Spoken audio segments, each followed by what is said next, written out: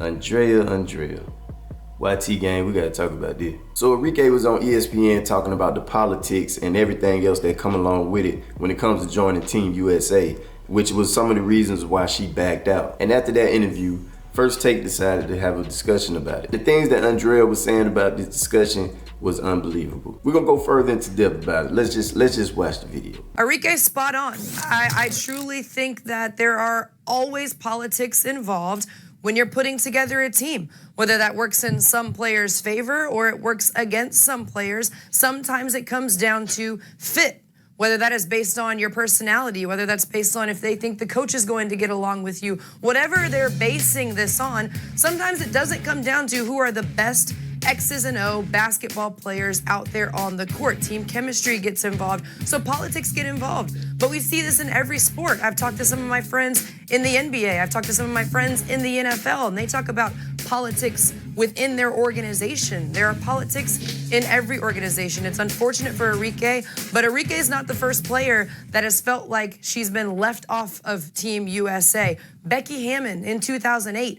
Mind you, Becky Hammon was second in MVP voting in 2007. Becky Hammon wasn't on that 2008 team. Candace Parker has been left off of teams. Nneka Ogwumike has been left off of teams. These are incredibly talented, legendary players that have been left off of Team USA. So sometimes politics comes into play. I think Enrique understands that, and that's why she withdrew her name. Now, if you guys watch First Take, they had a conversation a while back about the Team USA once the roster came out, right? It was Shannon Sharp, it was one young lady, I can't remember her name, it was Andrea, and it was Stephen A. They kept going on and on and on about who they felt like was the best players. It was all about the best players coming together and going over to the Olympics. And no matter what Stephen A and Shannon Sharp was trying to tell them, get them to understand, they kept saying stuff like, oh, when it comes to the committee making a team, they base it off of who they feel like are the best players to go over there and represent as Team USA. In which after this All-Star game, we clearly see that is not the best team assembled. But then Stephen A started talking about how it's bigger than just having the best players out there. It's about politics as well. Pretty much explaining why it's important to not only just pick a good player, but to pick a good player that can bring you the views and the ratings, which all falls in the line of popularity in politics. And here it is, you have this young lady that just left college, in which she had more people watching college basketball than WNBA. And now that she's come to the league, everything for the WNBA has skyrocketed. Whether it comes to views, ratings,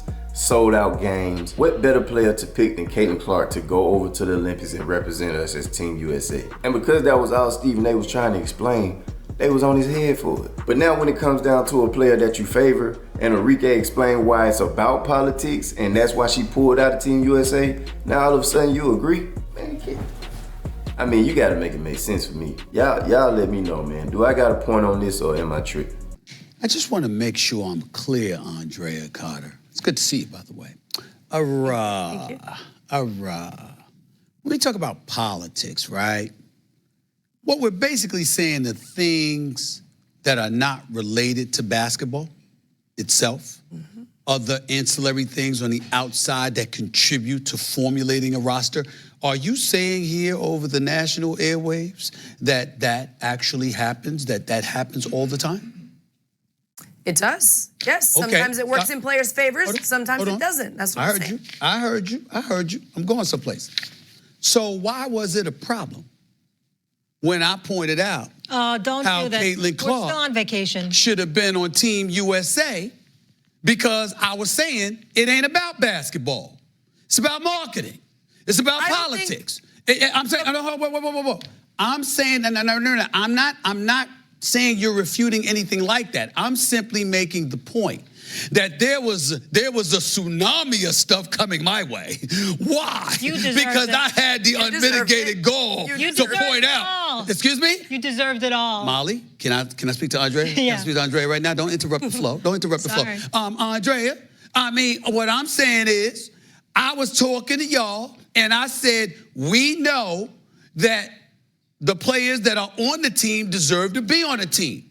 But when we talk about popularity, when we talk about marketing, when we talk about the politics of the business of basketball, this is why you get somebody like Caitlyn Clark and you make her a representative of Team USA. I'm not even saying that you're conceding my point is right about Caitlyn Clark. I'm making the point That's what I was saying. It wasn't a basketball argument. It was saying this happens all the time. So why was everybody, about to lose it and fall off their rocker? Because I basically said what you just acknowledged over national television. Because Stephen A, you're so intelligent. You're just too smart for everything that you just said, because politics are a piece of the pie. If constructing a team is a cake, if we're baking something, politics is just one ingredient. Yeah. Your X's and O's, your skill set, how you've proven yourself on the professional level, the chemistry that they think you're gonna have with the coach, the chemistry they think you're gonna have with the team. Keep going. All of those things factor in to the decision of putting a player on the team. You could argue, you were fired up about Caitlyn Clark for the marketing side, but if we were going X's and O's, your argument could have been stronger for why Enrique was left off of the team. Absolutely. You were arguing for marketing, and I get that, but I'm saying it all just comes together. Politics is a piece of the pie. Enrique acknowledges that politics would have worked for Caitlyn. It worked against Enrique, but it's just a fraction. Not for either of them. Enrique is the second leading scorer in the WNBA. She is special. She is a score machine. Obviously, that's something that you need from a basketball standpoint. There is nothing to dispute. But what I'm saying is, we just finished discussing, as she articulated, that clearly there are things other than basketball that play a role.